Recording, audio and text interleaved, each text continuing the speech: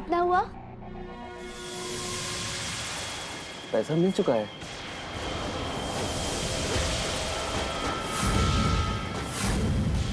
मेरे को डॉक्टर की क्लिनिक से आपको इस मेले तक पहुंचाने का काम मिला था।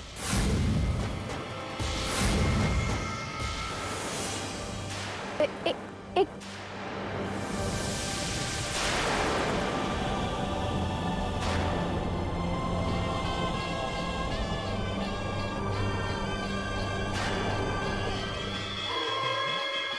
मेले में आपका स्वागत है।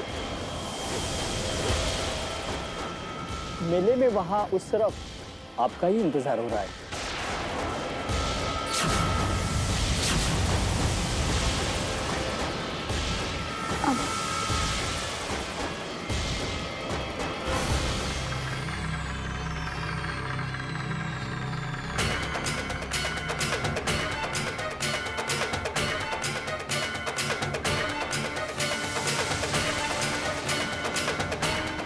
ये सारंगी वाला मुझे कैसे जानता है?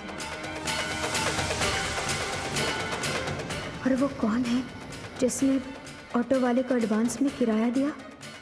कौन सा राज है जिससे आज पर्दा उठने वाला है?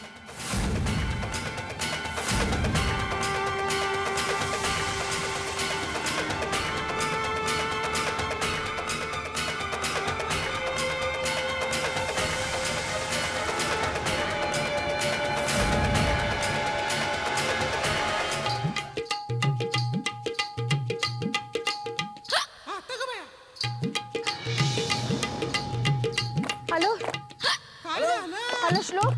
हेलो राधा, तुम्हें मेरी आवाज आ रही है? हेलो अशी कुठं झाली म्हणजे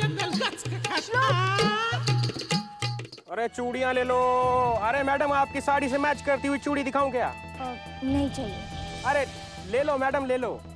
इससे अच्छी चूड़ियां आपको कहीं नहीं मिलेंगी मैडम। रंग बिरंगी चूड़ियां, बोलो कौन सी दिखाऊं? जल्दी बोलो मैडम, जल्दी बोलो। कहा ना नहीं चाहिए, पीछे क्यों पड़े हो? अरे मैडम, अगर आपको ये चूड़ियां नहीं चाहिए तो कोई बात नहीं, मगर ये अपने हाथ का कड़ा तो लेती जाओ मैडम, खास आपके लिए है। जरा मुड़ कर तो देखो मैडम आप।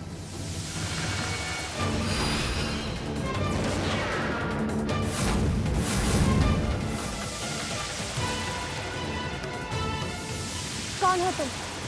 किसने भेजा है तुम्हें? रुको।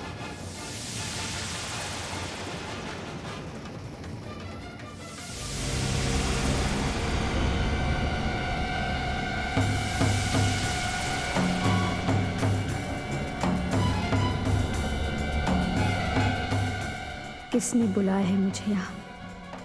कौन है वो? और इस मेले में कहाँ मिलेगा मुझे? पता करती हूँ श्लोक कहाँ है। अब तक वो क्यों नहीं पहुँच पाया?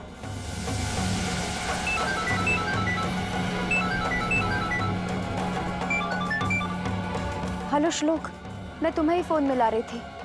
अच्छा तुम कहाँ पहुँचे हो? मैं मेले में हूँ। हेलो राधा, मैं ऑफिस से निकल चुका हूँ। हाँ, लेकिन ट्रैफिक जाम में फंसा हूँ, मुझे आने में थोड़ा वक्त लगेगा। क्या उस अजनबी का कोई और मैसेज आया? हाँ नहीं, अभी तक उसका कोई पता नहीं है। डोंट वरी राधा, मुझे यकीन है वो अजनबी चाहे जो भी हो, आज अपने होने का कोई ना कोई इशारा जरूर करेगा। घबराना नहीं, और अगर कोई भी गड़बड़ हो तो तुरंत मुझे फोन कर देना। हाँ जल्दी आओ। Bye. Come on, damn it, move it.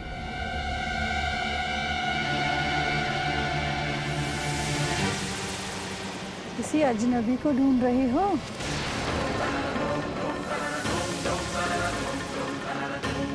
आपको कैसे पता? वो मंच दिखाई दे रहा है ना, उसके पीछे पता करो, शायद वो अजनबी तुम्हें वहीं मिल जाए। वो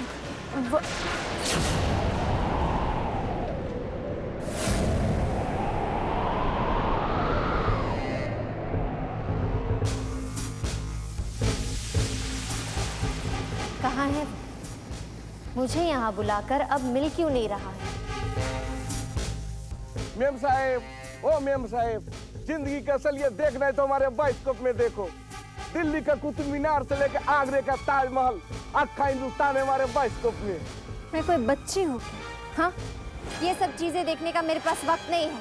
वक्त का किसे क्या पता मेम साहब। एक बार आप हमारे बाइस्कोप में तो झांक कर देखिए, क्या पता आप जो चीज मेले में देखने आई हो वो हमारे बाइस्कोप में दिख जाए।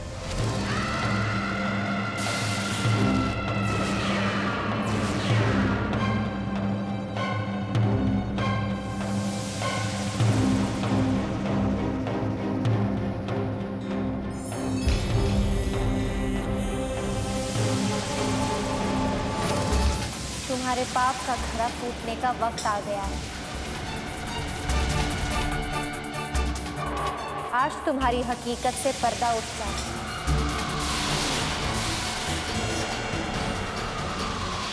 कैसा मजाक है ये?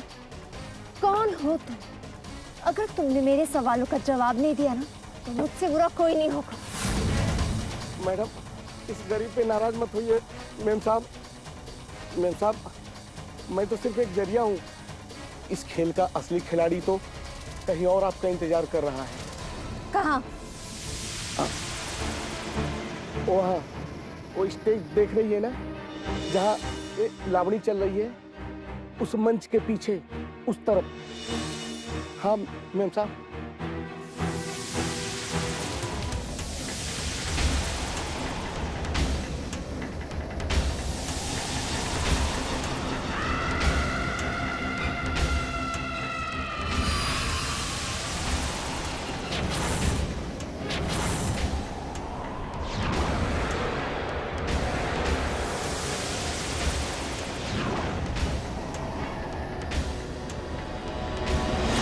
दुश्मनी निभाने वाले अपने दुश्मन से मिलने के लिए अकेले में बुलाते हैं, लेकिन तुमने मुझे मिलने के लिए इस मेले में बुलाया। कौन हो तुम? क्या चाहती हो मुझसे? अगर हिम्मत है तो अंधेरे से बाहर निकलकर रोशनी में मेरा सामना करो।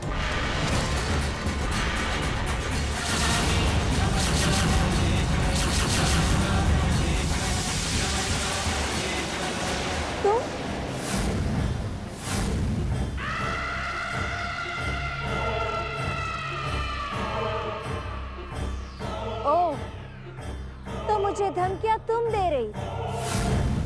हर पल साई की तरह मुझ पर नजर रख रही थी। हाँ, मेरी असलियत से पर्दा उठाने का ये खेल खेल रही थी। सोनालिका जो कहती है वो करके दिखाती है उर्वशी।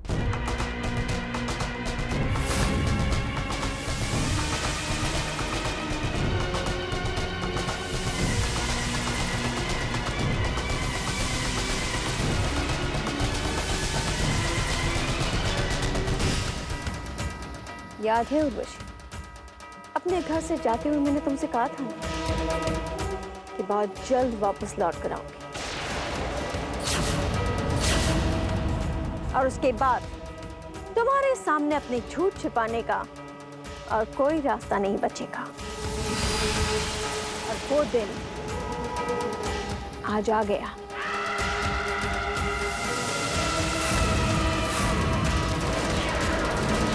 आज मैं तुम्हारे चेहरे से झूठ का हर नकाब उतार दूंगी उर्वशी। मेरे परिवार के खिलाफ अब मैं तुम्हारी और कोई भी साजिश कामयाब नहीं होने दूंगी।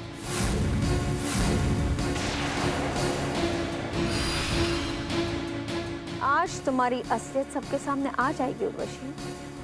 मां बनने का झूठा नाटक खेलकर मेरे परिवार वालों की आंखों में जो धूल झोंक रही हूं, उस नाटक का भी अंत आज हो जाएगा।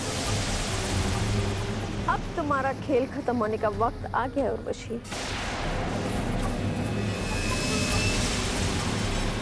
नहीं सोनालिका, ऐसे मत करना, मुझे डर लग रहा है।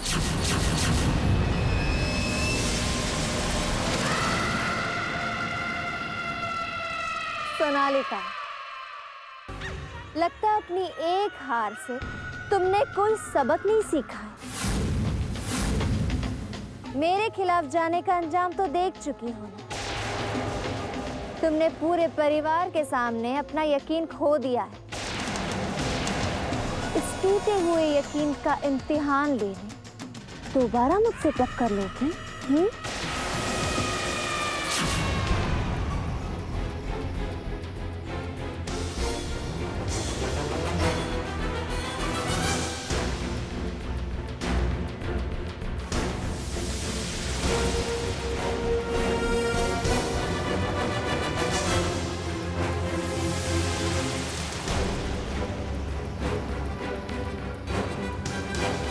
इससे पहले कि तुम कोई गलती करो, मैं तुम्हें याद दिला, प्रतिभा निवास के बाहर गाड़ी में एक लड़के के साथ बाहों में बाहें डाले।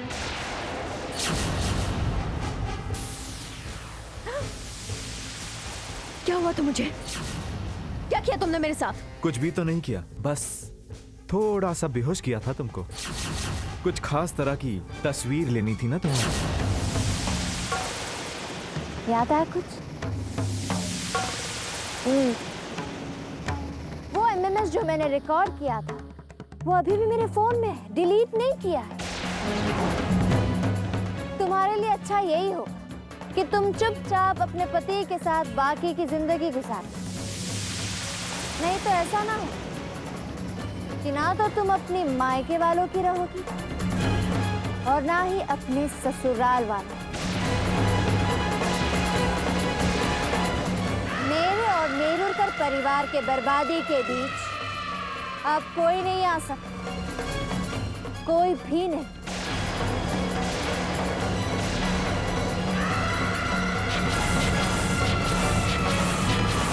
गलत सोच रही उर्वशी।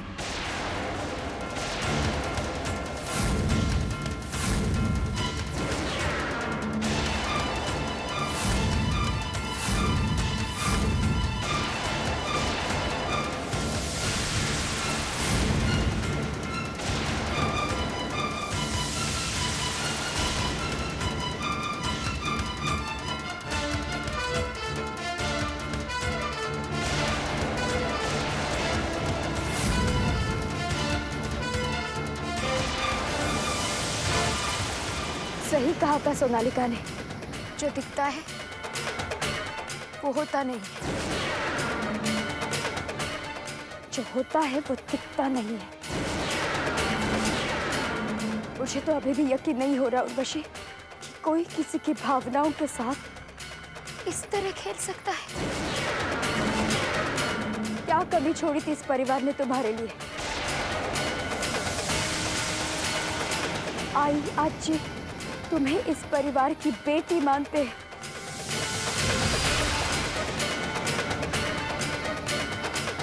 जिस घर में पम्मी तुम्हारे लिए, तुम्हारे हक के लिए लड़ती है, तुम उसी परिवार को धोखा दे रहे हो। क्यों कर रहे हो तुम ये सब? क्यों? इस परिवार के लिए इतनी नफरत क्यों है? राधा, तो आज तुम अपने इस प्यारी सी ननंद के साथ ये शरद पूर्णिमा का मेला देखने आए। देखा तुमने? अच्छा मेला।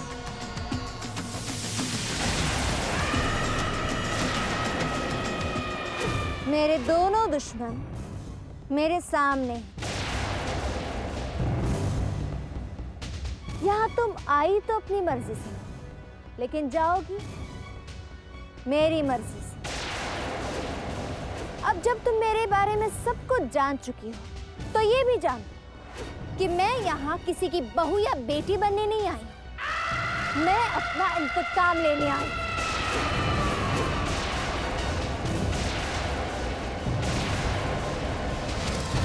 आई, आजी, पम्मी, भाभी, संदीप दादा, तुम और श्लोक, तुम लोगों का कोई कसूर नहीं, लेकिन अपनों की गलती की सजा तो उन्हें भी भुगतनी पड़ेगी, जिनका कोई कसूर नहीं। सपील के गुनाह की सजा उसके परिवार को झेलनी होगी। जिस तरह मेरा परिवार तबाह हो, उसी तरह नेरुरकर परिवार को अपनी तबाही का तमाशा देखना होगा।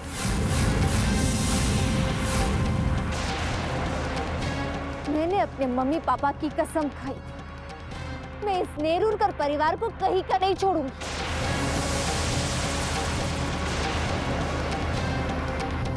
बदला लूंगी मैं इस परिवार से, और मुझे बदला लेने से ना तो ये सोनालिका रोक सकती है